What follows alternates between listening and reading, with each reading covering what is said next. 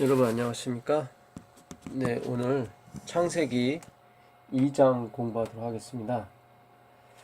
네, 창세기 2장은 1장을 좀 더 자세히 설명하는 그런 장입니다. 특별히 사람을 만드는 과정을 하나님께서 대략적으로 설명을 해주셨습니다. 1장에 보게 되면 천지와 만물이 다 이루니라 1절입니다.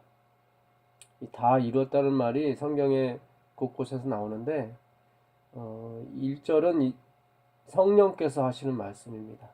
천지와 만물이 다 이루니라. 이 모든 성경은 하나님의 감동하심으로 된 것이거든요. 그러니까 이거는 천지와 만물이 다 이루니라 성령의 감동을 받아서 모세가 쓴 글이기 때문에 이 글은 성령께서 하신 말씀이에요. 다 이뤘다는 말씀. 그 요한복음 19장 30절에 가면 예수님께서 영혼이 떠나시기 전에 하시면서 하신 말씀이 다 이뤘다입니다. 다 이뤘다. 그 말씀은 예수님께서 직접 하신 말씀이죠. 다 이뤘다. 창세기 2장 1절은 성령께서 다 이뤘다고 말씀하신 것이고 요한복음 19장 30절은 예수님께서 십자가에서 구속함, 재창조를 다 이루셨다는 거죠. 그러니까 2장 1절은 성령께서 직접 이 창조에 개입하신 것을 나타내는 것이고 요한복음 19장 30절에 다 이루었다는 예수 그리스도께서 재창조에 직접 관여하셨다는 말씀이 됩니다. 계시록 성경의 끝에 21장 5절에 보게 되면 새하늘과 새 땅이 나오는데 거기에 보좌에 앉으신 이가 나옵니다. 보좌에 앉으신 이가 나오고 그 옆에 어린 양이 나오죠. 그래서 이 보좌에 앉으시는 이는 곧 하늘 아버지 하나님을 가리킵니다. 근데 이 아버지 하나님도 이루었다고 말씀하시는데 그 구절 보겠습니다. 창세기 21장 5절 보좌에 앉으신 이가 가라사대 보라 내가 만물을 새롭게 하노라 하시고 또 가라사대 이 말은 신실하고 참되니 기록하라 하시고 또 내게 말씀하시되 이루었도다 나는 알파와 오메가여 처음과 나중이라 내가 생명수 샘물로 목마른 자에게 값없이 주리니 여기서도 이루었다가 나옵니다. 근데 다 이루었다가 아니라 이 하늘 아버지께서는 완전히 죄가 멸하고 루스벨과 그의 사자들을 다 멸하신 다음에 새하늘과 새 땅을 여시죠. 그러시면서 하시는 말씀이 내가 만물을 새롭게 하노라 하시면서 이루었도다 이루었도다 합니다. 여기는 다 이루었도다가 아니죠. 그러니까 창세기 2장 1절은 성령께서 다 이루니라 이렇게 말씀하셨고 요한복음 19장 30절에서는 예수님께서 다 이뤘다고 말씀하십니다. 그리고 계시록 21장 6절에서는 하늘 아버지께서 이루었도다고 하시죠. 근데 여기는 다 이룬 게 아니에요. 이 말씀은 바꿔서 말하면 앞으로 이룰 것이 많다는 거죠. 기가 막힌 말씀입니다. 우리가 하늘에 가게 되면 이 하나님의 자녀들은 계속 이루어갑니다. 영원토록 끝이 없이. 놀라운 하나님의 계획에 의해서 우리가 그 하나님의 사업을 이어받고 계속 이루어가죠. 끝이 없습니다. 다 이룬 것이 아닙니다. 그곳에 우리가 들어가게 됩니다. 그런데 바로 예수님의 은혜로 예수님의 재창조하심으로 말미암아 우리가 들어가게 되는 거죠. 그 5절에 보게 되면 여호와 하나님이 창세기 2장입니다. 여호와 하나님이 땅에 비를 내리지 아니하셨고 경작할 사람도 없었으므로 들에는 초목이 아직 없었고 밭에는 채소가 나지 아니하였으며 창조는 하셨는데 아직 그 들에는 초목이 없고 채소가 없었습니다.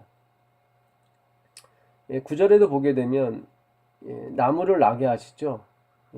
여호와 하나님이 그 땅에서 보기에 아름답고 먹기에 좋은 나무가 나게 하시니 그러니까 이 5절과 9절에 있는 말씀은 하나님께서 그 채소와 초목, 나무를 만드셨는데 나게 하셨다는 거예요. 나게. 그러니까 나게 하기 전에 씨가 심겨져 있었다는 얘기죠. 씨로 인해서 채소와 초목 그리고 나무가 나게 된 것입니다. 그 1장에서 씨 가진 열매, 씨 가진 채소, 이거를 우리에게 주셨죠. 그리고 아담에게도 이것이 너의 유일한 식물이 될 것이라고 말씀하셨어요. 그래서 씨를 강조하셨어요. 이 씨는 바로 예수 그리스도를, 그 자손을 말하시죠. 아브라함에게 말씀하신 그 자손. 그래서 이 2장에서도 마찬가지로 모든 것의 원인이 그 자손이신 예수님께로부터 시작됐다는 것을 다시 한번 말씀해 주시는 거예요. 그러니까 채소를 먼저 만들지 않으시고 초목을 먼저 만들지 않으시고 아직 나지 않게 하셨다고 하시는 말씀은 씨를 심으셨다는 얘기예요. 씨를. 바로 모든 것의 근원이 그리스도로부터 시작이 됐다. 이것을 성경은 말씀하고 싶은 거였죠. 이 주제를 우리에게도 가르쳐주고 싶었지만 루스벨을 비롯해서 아직 타락하지 않은 모든 천사와 우주 거민들에게 말씀하고 싶었던 거죠.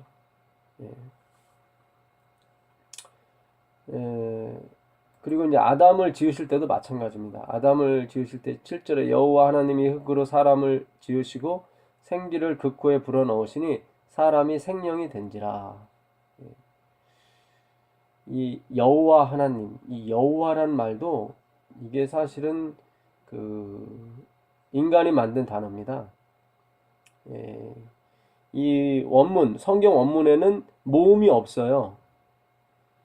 그냥 요드, 해, 와우, 해 이렇게 알파벳으로 말하면 YH, VH 이렇게 자음만 있어요. 여호와 이름을 망령되이 일컬지 말라는 것으로 인해서 이스라엘 사람들은 이 여호와 이름에 모음을 달지 않았습니다. 그래서 이것이 출애굽기 6장 3절에 가시면 하나님이 그 말씀을 하세요. 내가 내 이름을 아브라함과 이삭과 야곱에게는 말하지 않았다.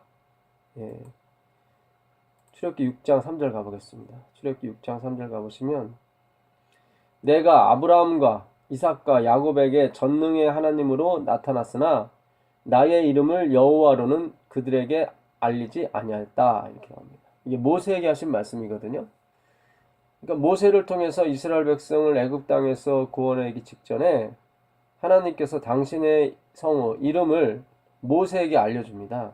이때가 BC 1446년경이에요. 그러니까 창조한 바로 받고부터 2500년 동안 여호와의 이름을, 하나님의 이름을 몰랐죠, 사람들이. 모세에게만 나타나시고 그 이름을 알려주셨죠. 이때는 모험도 있었던 것 같아요. 그런데 언제 없어졌냐면 예수님 오시기 200년 전에 이 모험이 사라졌다고 합니다. 그러니까 약 1200년 동안 하나님의 이름이 불려져 있었죠. 그리고 여호와의 그 이름의 모험이 없어졌습니다. 그래서 이 사람들은 그 여호와란 이름이 나오면 부를 수 없었기 때문에 아도나이라는 주님이라는 이름으로 대치하게 되었습니다. 그래서 여호와란 이름이 나오면 다 아도나이 했죠. 그리고 이제는 뭐 주님이라는 글자가 또 그 한 절에 또 나오게 되면 이 여호와란 이름은 엘로힘이라는 글자로 또 부르게 되었습니다. 창세기 1장 1절에 나오는 하나님 그 글자 엘로힘, 그 삼위의 하나님, 그 하나님이라는 그 엘로힘이라고 불렀었죠. 그래서 엘로힘, 아도나이 이런 식으로 주님이 그 본문에 나왔을 때는 여호와라는 이름을 엘로힘으로 불렀습니다. 그런데 AD 1300년경에 그러니까 마르틴 루터가 종교개혁을 일으키 한 200년 전이 좀 안 됐을 즈음에 그 당시 교회죠. 천주교에서 이 YHVH 그러니까 요드 해 와우 해 이 히브리어 그 자음에다가 아도나이의 모음을 떼서 붙였어요. 그것이 야훼가 됐어요. 그러니까 1300년 경부터 이 여호와의 이름을 부르기 시작했죠.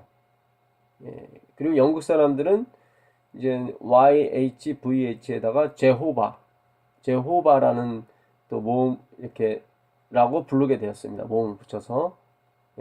그래서 영어로는 제호바가 됐고 천주교에서는 야훼로 부르게 됐죠. 그래서 그 제호바라는 말을 한국말로 그냥 여호와 이렇게 우리는 또 번역을 했던 것입니다. 사실상 이 이름은 사람들이 붙인 이름입니다. 요한계시록의 말씀에 의하면 이 말씀에 하나님 말씀에 더하거나 빼거나 하는 자는 형벌이 더할 것이고 생명책에서 그 이름이 빼질 것이라고 말씀하고 계시거든요. 22장에 보게 되면 하여튼 이 여호와란 말에 인간의 스스로의 지혜로 여호와라는 글자를 만들었죠. 그리고 교회는 점점 더 타락하기 시작했습니다. 그리고 200년이 채 안 돼서 1517년 마르틴 루터를 일으키셔서 종교개혁을 일으키게 됐죠. 마르틴 루터의 그 종교개혁의 주제는 바로 오직 예수였습니다. 그러니까 하나님께서는 이 여호와란 이름을 예수님이 오기 200년 전에 그 모음을 없애셨어요. 모음을 붙이지 않았습니다. 그 얘기는 뭐냐면 오직 우리에게 구원을 얻을 만한 다른 이름을 주신 일이 없노라는 말씀을 이루기 위해서 여호와의 이름을 없애고 예수란 이름을 부르게끔 만드신 거였죠. 근데 인간이 예수님이 초점을 가기보다는 여호와에 또 초점을 맞추기 위해서 이렇게 모음을 만든 것입니다. 하나님을 이걸 뒤집기 위해서 마르틴 루터를 보내서 종교개혁, 오직 성경, 오직 믿음, 오직 은혜, 오직 예수. 그래서 개신교, 개혁신교가 탄생된 거죠. 근데 개혁신교에서도 계속 이 여호와의 이름을 부르고 있는 것입니다. 이제 우리가 회복을 해야 됩니다. 개혁을 해야 됩니다. 이 이스라엘 백성들이 성경에 가장 많이 부르고 싶었던 이름, 그리고 성경에서도 가장 많이 나온 단어가 바로 이 여호와란 단어예요. 근데 모음이 없어요. 이게 6518번이 나왔는데 구약에만 있어요. 신약에는 없어요. 그러니까 70인역에서 이거를 헬라어로 바꿀 수가 없었죠. 왜냐하면 모음이 없었기 때문에. 그래서 요엘서 2장 31절, 32절에 33절에 보게 되면 누구든지 여호와의 이름을 부르는 자는 구원을 얻으리라 이렇게 나왔어요. 근데 그 구절이 사도행전 2장 21절에 그대로 옮겨졌는데 이걸 헬라어로 여호와라는 말을 헬라어로 바꿀 수가 없었죠. 그래서 사도행전 2장 21절에는 누구든지 주의 이름을 부르는 자는 구원을 받으리라 이렇게 돼 있는 것입니다. 그 예수님이란 말도 구약에는 한 글자도 없어요. 그 신약에만 1389번이 나옵니다. 신약에만 나와요. 예수님이란 이름은. 반대로 여호와란 이름은 한 글자도 없습니다. 신약에는. 여호와란 글자는 오직 구약에만 나오죠. 하나님이라는 엘로힘이라는 글자도 3500번밖에 안 나와요. 그런데 여호와란 글자는 거의 2배 가까이 나오죠. 그만큼 이 하나님의 이름을 부르는 데는 그 엄청난 힘과 능력이 있었던 것입니다.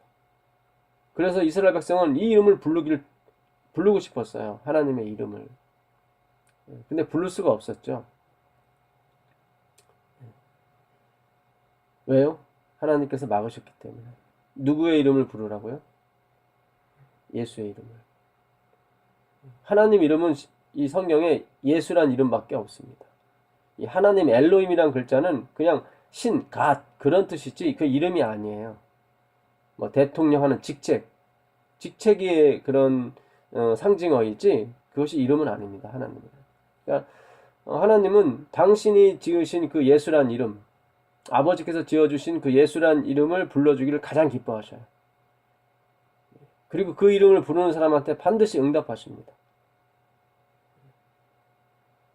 저는 여러분들이 예수의 이름으로 기도하고 예수님께 기도하고 예수께 도움을 요청하는 그런 신앙생활이 되기를 바랍니다. 하나님은 그것을 위해서 이 성경을 쓰신 거예요. 성령을 보내셨고. 사도행전 4장 12절에 다른 이로서는 구원을 얻을 수가 없나니 우리에게 구원 얻을 만한 다른 이름을 주신 일이 결코 없습니다. 우리에게 주신 이름은 여호와가 아니라 예수예요. 근데 갈수록 사탄은 이 예수라는 이름 대신에 다른 것에 초점을 맞출 수 있도록 여호와라든가 뭐 안식일 뭐 다른 뭐 성소 뭐 이런, 그러니까 예수님과 관계는 있지만 예수님을 이름을 가급적 부르지 아니하고 그것으로 대체할 수 있는 다른 것으로 자꾸 유도를 합니다. 너무 많이 속고 있어요. 이 개신교에서도 다 속은 거예요, 사실은. 우리가 하나님의 말씀 1.1핵이라도 더하거나 뺄 수가 없어요. 이 여호와란 이름 대신에 사실은 예수란 이름을 집어넣어야 됩니다. 왜냐면 요엘서 2장 33절에 누구든지 여호와 이름을 부르는 자는 구원을 얻을 것이라고 그랬는데, 그것이 사도행전에 가보게 되면 주의 이름으로 나오거든요. 주님이 누구세요? 예수님이거든요. 만약에 이 여호와란 글자 대신에 예수라는 이름을 다 집어넣었다면 보다 더 많은 사람들이 예수의 이름을 부르게 됐을 것이고 구원받은 사람이 증가했을 것입니다. 근데 인간의 어떤 욕심이죠. 인간의 욕심. 하나님의 뜻을 저버린 집착이죠.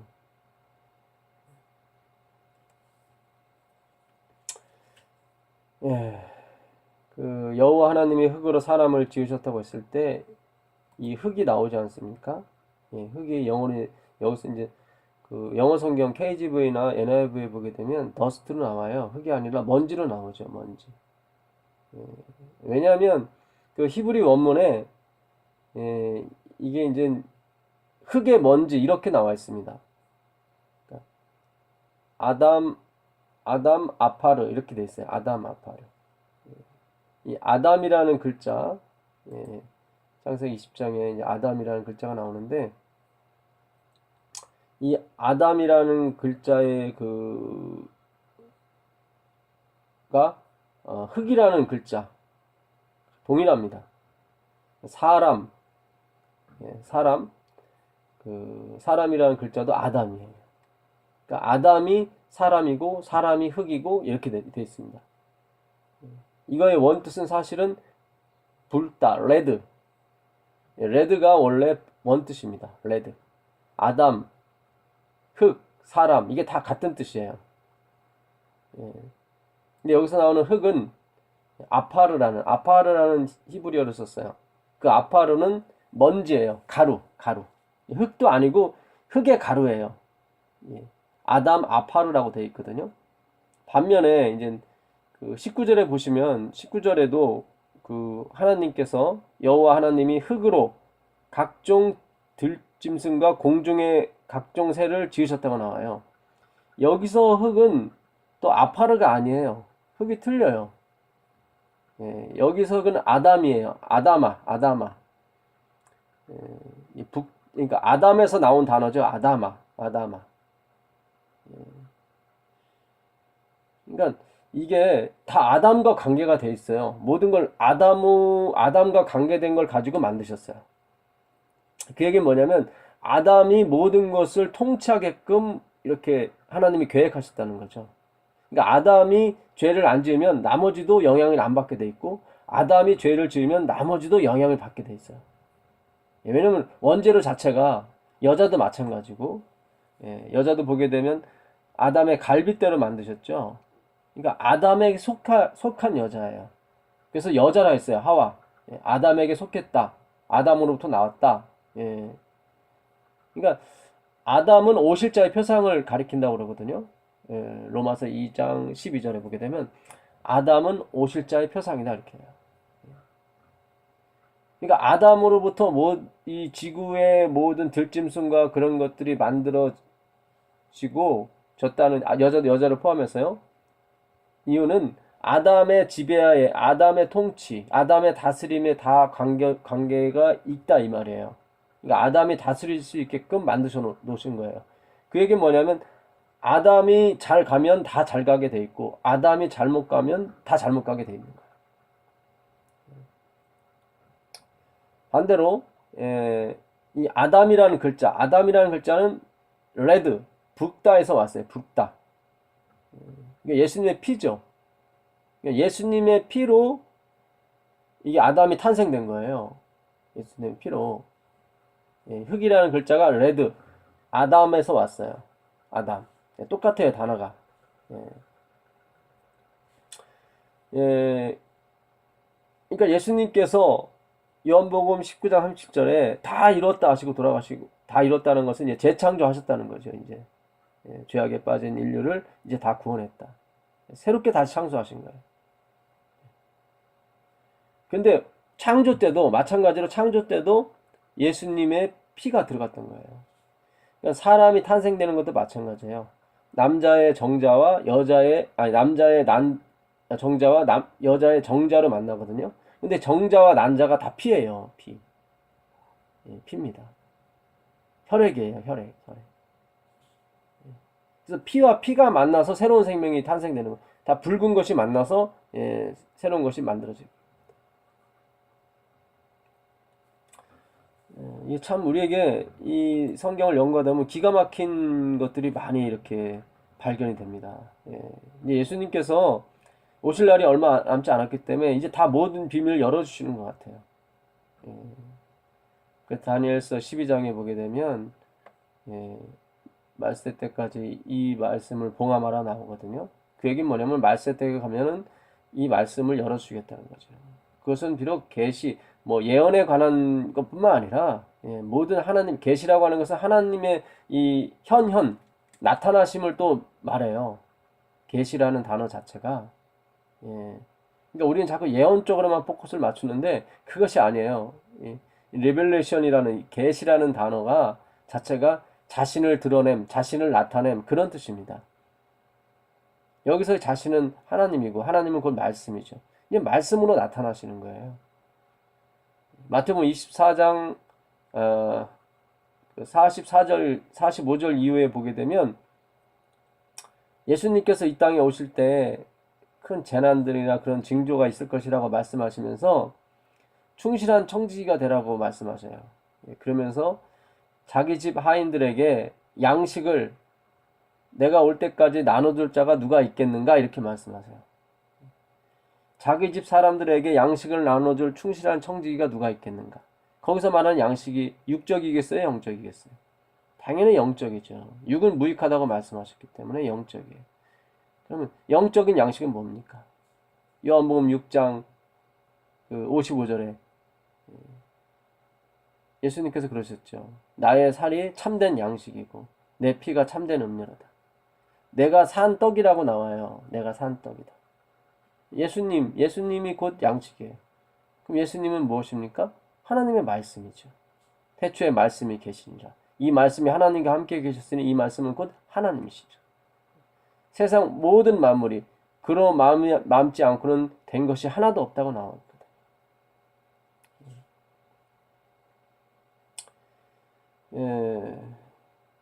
결국 이 세상, 이 창세기, 세상을 열다 그런 뜻이죠. 이 세상을 열 때도 예수님께서 이렇게 깊이 관여하셨어요. 이 아담이라는 글자 자체에도 피가 묻어 있었습니다. 그의 피와 땀으로 이루지 않은 것이 하나도 없어요. 그런데 모든 육축과 새와 이런 것들이 다 아담을 만든 흙과는 틀리죠. 아담에서 나온 아담아예요. 그 아담아의 흙으로 만들었어요. 아담과 관련이 있는 거예요. 아담의 통치 아래 있는 거죠. 아담은 오실자의 표상이에요. 아담이 죄를 지음으로 모든 것이 육축과 새와 모든 것이 저주를 받은 것처럼 그의 통치 아래 있으니까 예수 그리스도 한 분으로 말미암아 예. 모든 사람이 또 의를 얻는 것입니다. 이게 참 기가 막혀요. 이게 하나님의 이 공의와 신비는 같이 맞물려 돌아갑니다. 예. 우리는 선악과를 따먹은 적이 없어요. 그러나 우리는 따먹은 결과를 다 담당해야 됩니다. 왜요? 우리의 조상, 우리를 지배하고 있는 아담이 죄를 졌기 때문에 우리도 그 지배 안에 들어가는 거예요. 반대로 예수 그리스도께서 한 의로운 행동, 십자가에 달려서 피와 물을 흘리심으로 말미암아 그분이 의를 이루셨어요. 예, 거기서 의는 모든 속죄와 하나님의 품성을 드러내는 걸 말하죠. 그 영향 결과를 우리가 십자가를 지지 아니하고 우리가 피를 흘리지 아니하는데도 불구하고 그 영향을 같이 받게 됩니다. 예수님께 속한 사람은.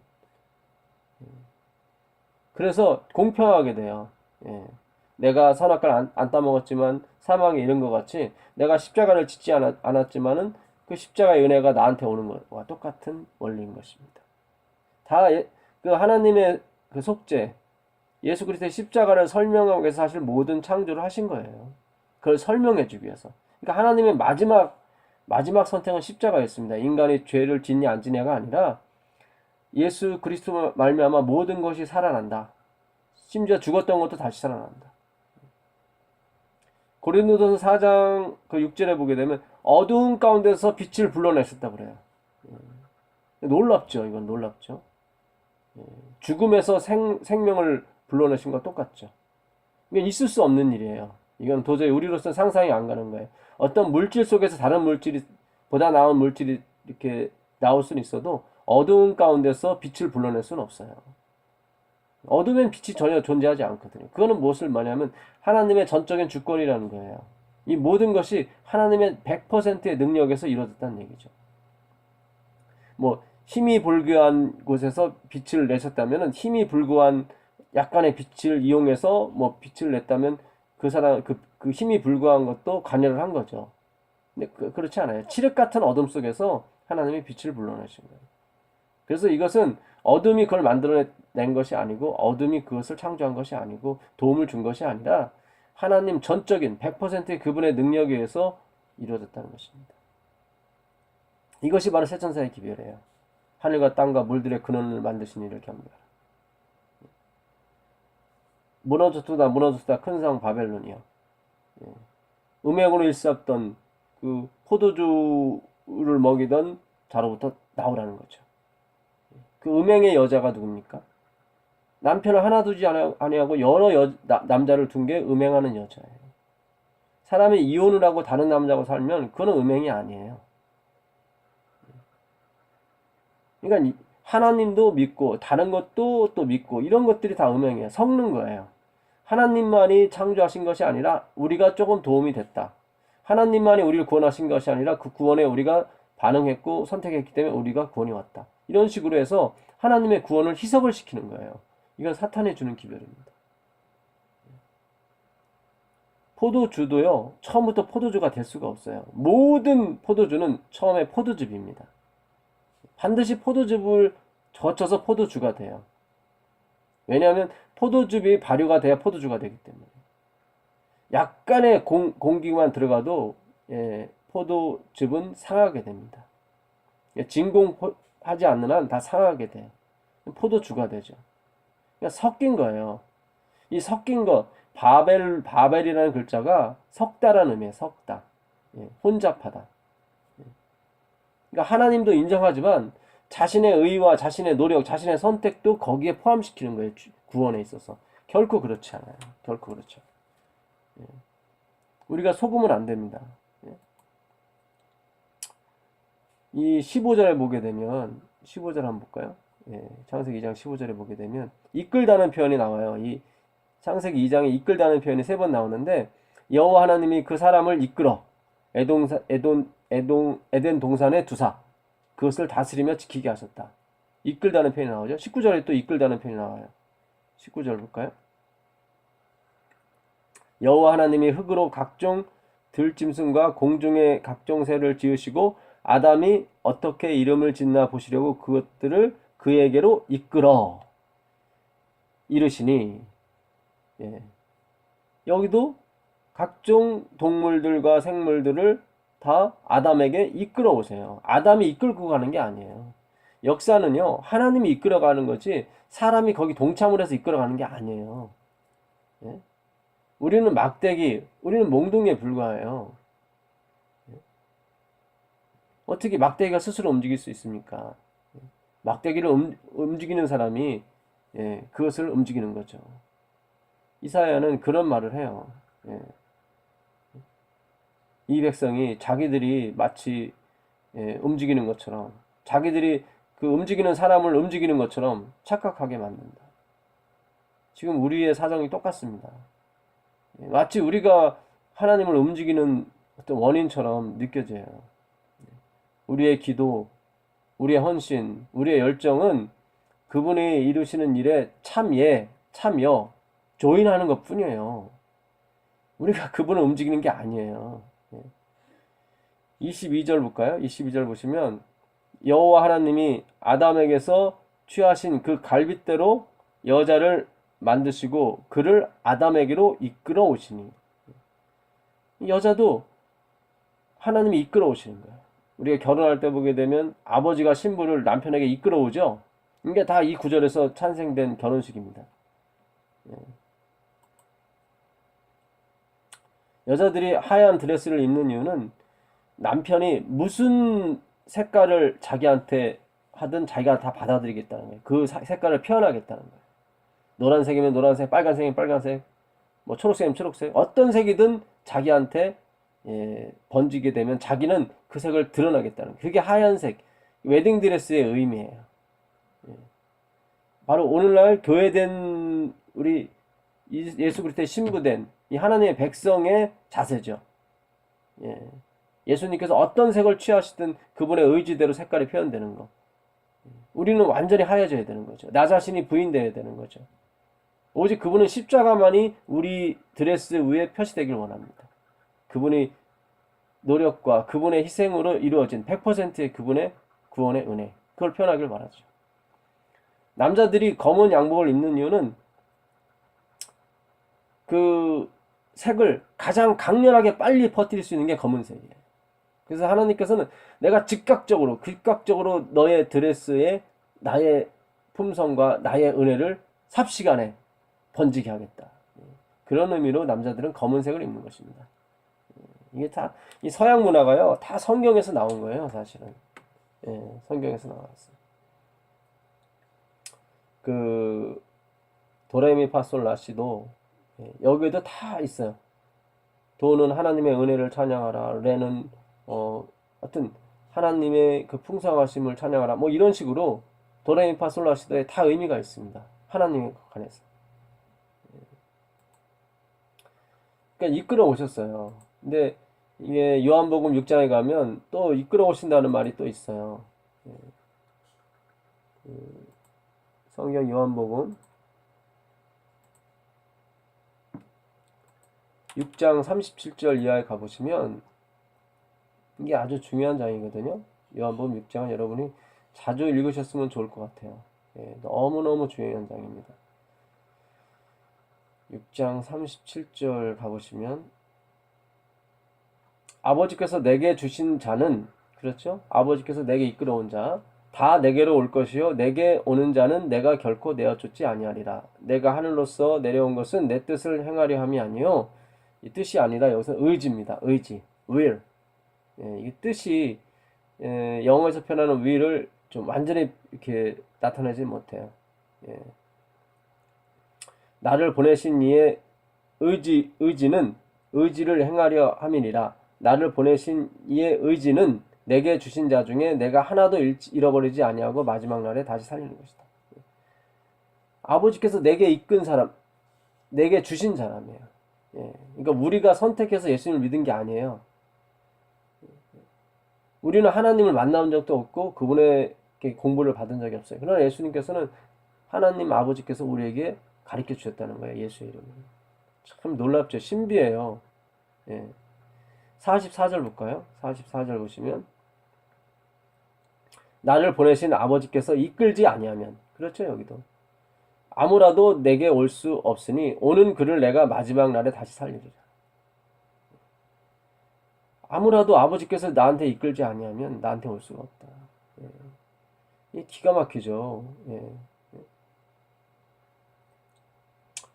예. 여기 보게 되면 55절에 45절에 선지자의 글에 저희가 다 하나님의 가르치심을 받으리라 기록되었은즉 아버지께 듣고 배운 사람마다 내게로 오느니라. 예. 그렇죠? 아버지께 듣고 배운 사람마다 내게 오느니라. 우리가 다 아버지께 들었다는 얘기예요. 우리가 아버지를 본 적이 없는데 어떻게 아버지께 들어요? 그러니까 46절에 예수님이 그렇게 설명하세요. 이는 아버지를 본 자가 있다는 것이 아니라, 예, 그렇죠. 우리가 아버지를 보고 배웠다는 게 아니에요. 그러니까 다 성령의 은혜로 말미암아 우리가 보진 못했지만, 예, 천사들로부터 예수님에 관해서 듣고 그분께 가게 됐던 것입니다. 65절 볼까요? 6장 65절 보면 세 번째 똑같이 말씀하셔요. 내가 전에 이렇게 말하지 않았느냐 하시면서 65절 보겠습니다. 6장 65절. 예. 또 가라사대 이러함으로 전에 너희에게 말하기를 내 아버지께서 오게 하여 주지 아니하시면 누구든지 내게 올 수 없다 하였노라 하시니라. 여기도 마찬가지. 아버지께서 이끄셨기 때문에 나에게 이끄셨기 때문에 너희들이 왔다. 아니거든요. 이들은 자기들이 선택하고 자기들이 들어보고 선택해서 온 거지 아버지께서 예, 그들을 이끈 게 아니에요. 그들은 그렇게 생각했죠. 예, 그래서 다 떠났습니다. 예, 너무 어려워요, 이 말이 사실은. 예, 60절 보게 되면 제자 중 여럿이 듣고 말하되 이 말씀은 어렵도다. 누가 들을 수 있느냐. 예, 누가 이 어렵다. 우리는 아버지를 본 적이 없고 그분한테 배운 적이 없는데 예수님은 다 아버지께로부터 들었고 아버지께 배워서 나한테 왔다 그러니까 이해가 안 가는 거죠. 66절에 그들이 다 떠납니다. 66절에 보게 되면 이러므로 제자 중에 많이 물러가고 다시 그와 함께 다니지 아니하더라. 그러니까 많은 사람이 예수님의 제자가 되려고 와서 제자가 됐는데 이 말씀 때문에 아버지께서 너희를 보내셨고 그래서 너희들이 여기 온 거지 너희가 날 말을 듣고 침례 요한의 말을 듣고 나를 선택한 것이 아니다. 그러니까 자존심이 상하죠. 자기들은 아무것도 아니고 다 아버지의 이게 선택에 의해서 다 움직여진다고 하니까 이게 이해가 안 가죠. 그래서 여기서 대부분 다 갔습니다. 아마 마지막 때도 이 기별이 전해지게 되면 아마 다 떠날 것 같아요. 다시 그와 함께 다니지 아니하더라. 예수께서 12제자에게 이르시되 너희도 가려느냐? 시몬 베드로가 대답하되 주여 영생의 말씀이 계심에 우리가 네게로 가오리까? 주는 그리스도시요 살아계신 하나님의 아들이십니다. 바요나 시몬아 내게 복이 있도다. 이것을 알게 하시는 이는 바로 하늘 아버지시다. 마태복음 16장 16절 이하의 말씀이죠. 주는 그리스도시요 살아계신 하나님의 아들이십니다라고 고백했을 때 그건 베드로의 생각이지 아버지 생각이 아니거든요. 근데 예수님은 그렇게 설명 안 하세요. 네가 복이 있다. 네가 복 받은 사람이다. 그 말을 해서 복 받은 사람이 아니라 이미 너는 복을 받았다. 그 증거가 뭐냐? 아버지께서 그 비밀을 너에게 알려준 것이 네가 복 받은 증거다. 참 신기하죠? 베드로는 하나님을 아버지를 본 적이 없는데 예수님은 하늘 아버지께서 그걸 너한테 알려줬다고 그러니까 참 이게 우리가 참 앞으로도 갈 길이 멀다는 거예요. 이 하나님의 신비하심과 하나님의 이 은혜를 깨닫기까지는 너무 멀어요, 길이. 아마 영원토록 가도 모를 거예요. 엘렌 G. 화이트도 그의 글에 보게 되면 우리가 영원토록 그분의 은혜와 우리를 구원하신 그 놀라운 신비에 대해서 연구를 해도 깨달을 수가 없대요. 그만큼 여러분들이 천국 가서 누릴 그 은혜와 그 뭡니까? 그 누릴 그 복락의 가치가 가면 갈수록 커진다는 의미예요. 우리가 다음 세상, 그러니까 다음에 어떤 다음에 일어날 일에 대해서 준비하는 것은 아주 지극히 중요하고도 지혜로운 일입니다. 어차피 이 세상은 얼마 가지 못합니다. 꼭 성경이 아니래도 지금 북극에 있는 얼음이 녹고 남극에 있는 얼음이 녹고 점점 녹아내릴 텐데 다 물바다가 되겠죠. 그 지구의 지금의 식량 생산량으로는 인구 85억을 감당하지 못한대. 그 이유가 넘어가면은 이제 그때는 엄청난 일이 모자란다는 거죠. 지금 70억이지 않습니까? 그럼 앞으로 15억 이상이 되면은 이상이 넘어나면 이제 이 지구는 이제 먹을 것이 부족한 거, 아주 많이 부족한 거예요. 예. 그게 2050년도에 35년도인가 하여튼 20여 년밖에는 그게 안 남았다고 그러더라고요.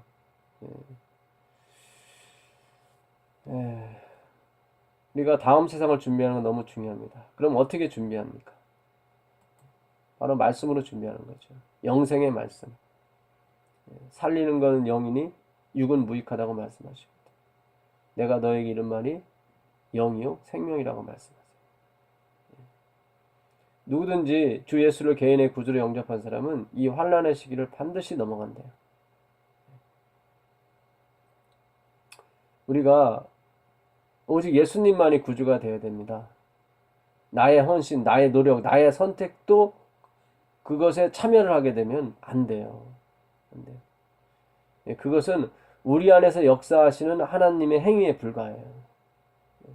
빌립보서 1장 6절에 우리 안에서 착한 일을 시작하신 이가 그리스도의 예수의 날까지 이루실 줄 우리가 확신한다고 나와 있거든요.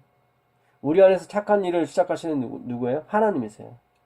2장 13절에 너희 안에서 행하시는 하나님이시니 자기의 기쁘신 뜻을 위하여 너희로 소원을 두고 행하게 하신다고 말씀하십니다. 다 사실 우리가 하는 선택, 우리가 하는 헌신, 노력은 다 뭐예요? 우리 안에서 움직이시는 하나님의 의지일 뿐이에요. 의지의 표현일 뿐이에요.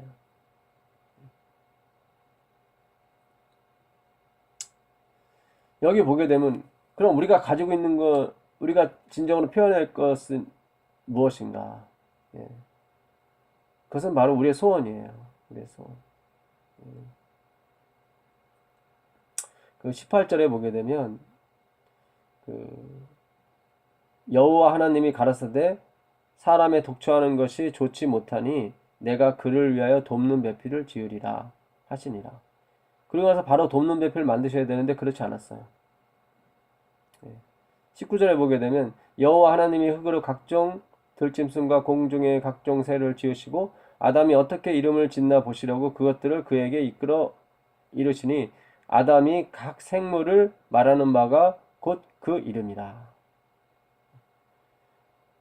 아니 돕는 배필이 없다고 해놓으시고 갑자기 하나님께서 각종 생물을 지으셔요. 그리고 그것을 이끌어서 그들의 이름을 아담이 짓도록 하신단 말이죠. 아담이 모든 육축과 공중의 새와 들의 모든 짐승에게 이름을 주니라. 아담이 돕는 배필이 없으므로 이렇게 나오거든요.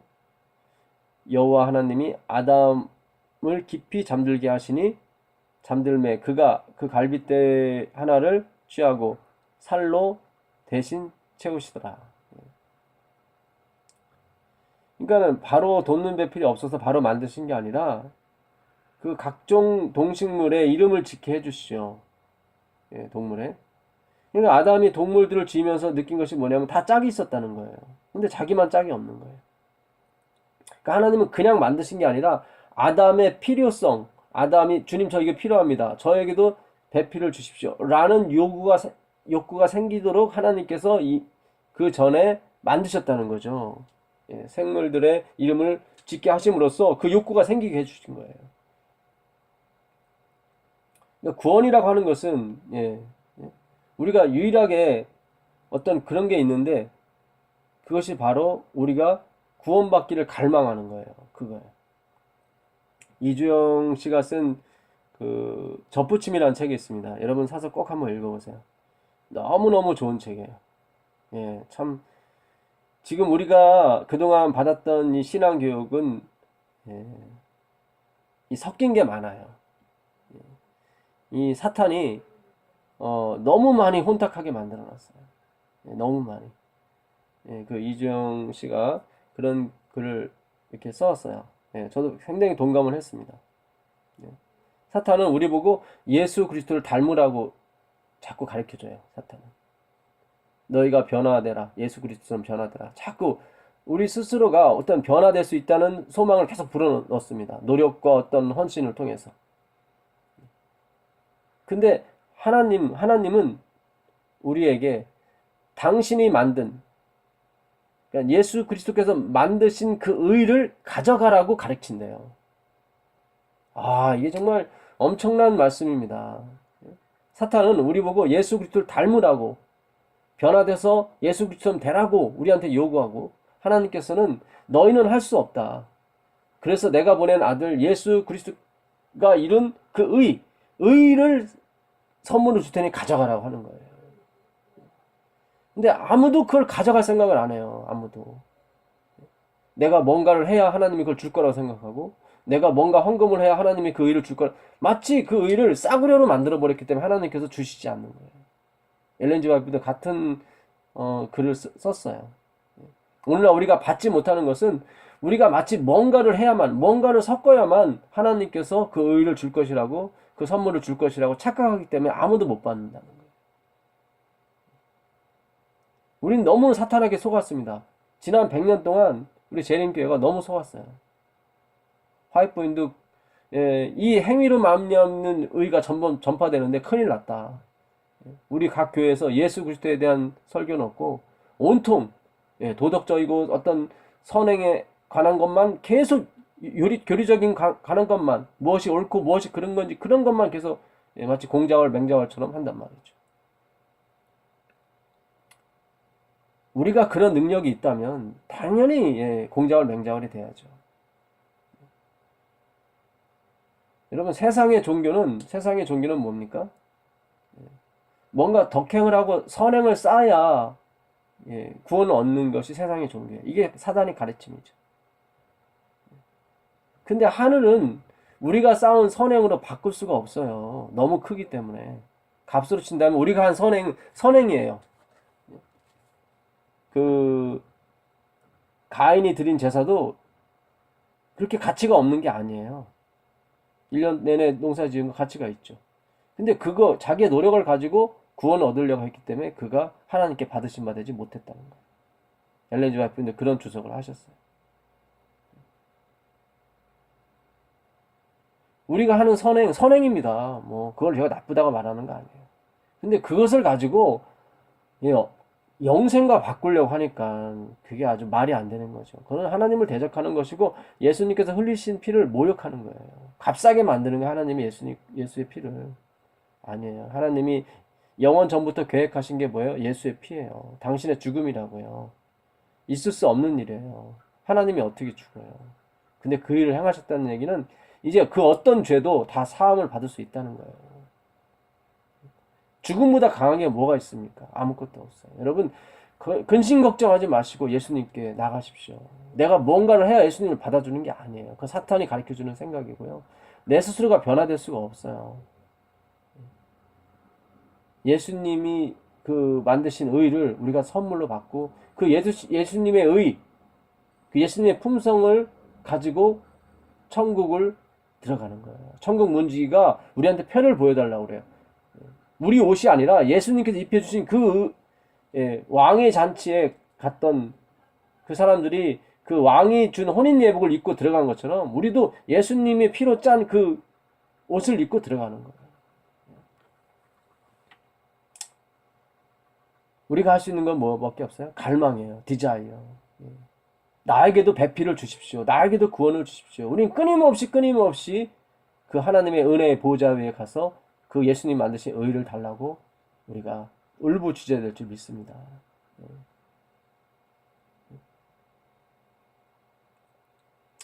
2장 25절 아담과 그 아내 두 사람이 벌거벗었으나 부끄러워 아니하더라.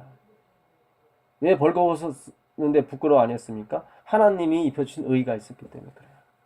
그럼 그 의가 벗겨지면 죄를 안 졌는데 만약에 벗겨진다면 아담과 하와가 그래도 부끄러워하지 않았을까요? 부끄러워했죠.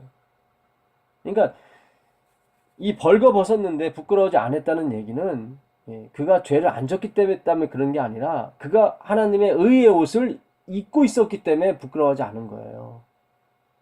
주제는 죄냐 선이냐 그런 것이 아니라 하나님의 의의 옷을 입느냐 안 입느냐였어요. 근데 그게 왜 벗겨졌어요? 죄를 졌기 때문에, 선악과를 따먹었기 때문에 벗겨졌단 말이죠. 그 선악과가 동산 중앙에 있었습니다. 동산 중앙에 생명나무도 있었어요. 그러니까 항상 그들이 살아가려면 생명나무를 먹으면서 또 선악과도 볼 수밖에 없어요. 왜 그렇게 하셨을까요? 너희의 영생이 너희에게 있지 아니하고 너희의 번영이 너희에게 있지 아니하고 바로 하나님께 있다는 것을 선악과가 가르쳐 주는 거예요. 우리가 피조물이라는 걸 다시 한번 알려주는 거예요. 그래서 예? 선악과가 이게 지식의 나무거든요. 한국말은 선악과로 변형되어 있지만 추리어부 난리지예요. 지식의 나무. 무슨 지식이요? 내 백성이 지식이 없어서 망한다고 그랬죠. 하나님에 관한 지식을 말하는 거예요. 하나님이 이 모든 것을 이끌어 우리에게 오셨다는 거예요. 아담이 첫째 날 창조되지 아니하고 마지막 날, 그것도 이 들짐승을 지은 흙보다 더 못한 흙의 먼지, 흙의 티끌을 가지고 지음을 받았단 말이죠. 그 이유는 뭐예요? 하나님의 절대 전능하신 그 주권에 의해서 아담이 부름을 받았다는 거죠.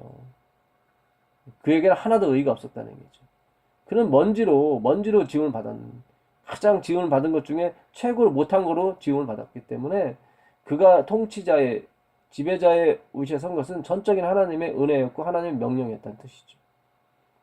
행위로 말미암는 의로 가게 되게 되면 아담은 사실 제일 꼴찌가 돼야 돼요. 왜냐면 그가 행위의 원천이 먼지였었기 때문에 그는 높아질 수가 없어요.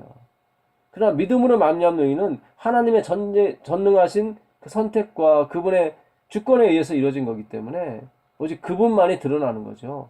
그것이 먼지가 되었든 뭐가 됐든 상관이 없는 거예요.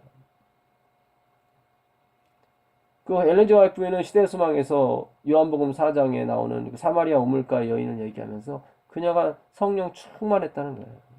이게 말이 안 되는 거예요. 그녀가 결혼도 안 하고 남자와 5번씩이나 동거를 한 여자예요. 남편을 데리고 왔을 때 내가 남편이 없습니다라고 했을 때 그 말이 맞아요. 왜냐하면 결혼을 안 했기 때문에, 혼례를 안 치렀기 때문에 그에겐 진정한 남편이 없었어요.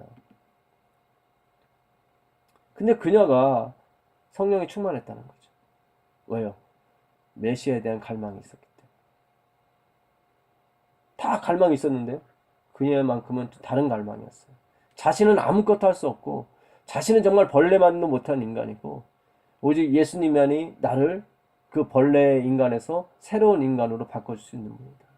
나를 이 죄 속에서 건져내서 의의 길로 인도할 수 있는 분이 바로 예수님이다. 그 갈망을 갖고 있었다는 거죠. 오늘날 똑같아요. 우리가 성령을 받는 것은 나의 무가참을 철저하게 깨닫는 사람만이 성령을 받을 조건을 이루는 것입니다. 내가 그래도 목산으로 30년 했으니까, 내가 그래도 건강기별 30년 지켰으니까, 안식일 30년 지켰으니까, 그래서 하나님이 주시는 게 아니에요. 갈라디아 3장 1절에 어리석도다 갈라디아 사람들아, 예수 그리스도께서 십자가에 못 박여 돌아가신 것이 너희 눈에 밝히 보이거늘 누가 너희를 깨더냐. 너희가 성령을 받은 것이 믿음이냐 아니면 행위냐.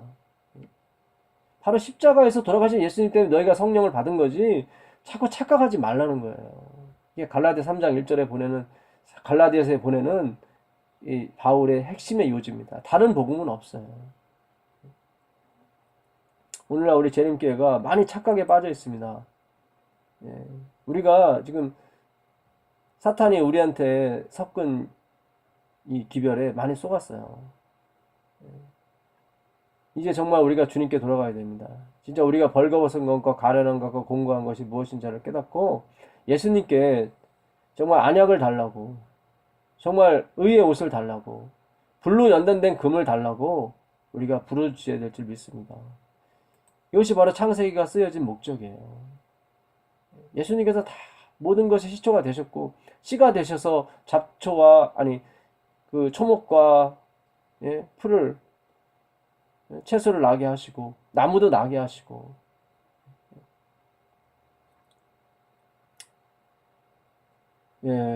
우리가 이 놀라운 그리스도의 기별, 이 채천사의 기별, 섞지 않은 주님의 피, 인간의 행위가 섞이지 않는 오직 하나님의 행위로 말미암는 의, 포도주가 아니라요. 변질된 복음이 아니에요. 순수한 하나님에 의한 하나님으로부터 나오는 그런 복음에 우리의 생명이 있습니다. 예수님께서 이 성경을 연구하는 여러분과 저에게 그 놀라운 그 순수한 예수님의 피만이 우리의 유일한 자랑이며 우리의 유일한 긍지와 자부심이 되기를 간절히 바라면서 오늘 창세기 2장 공부 마치도록 하겠습니다. 감사합니다.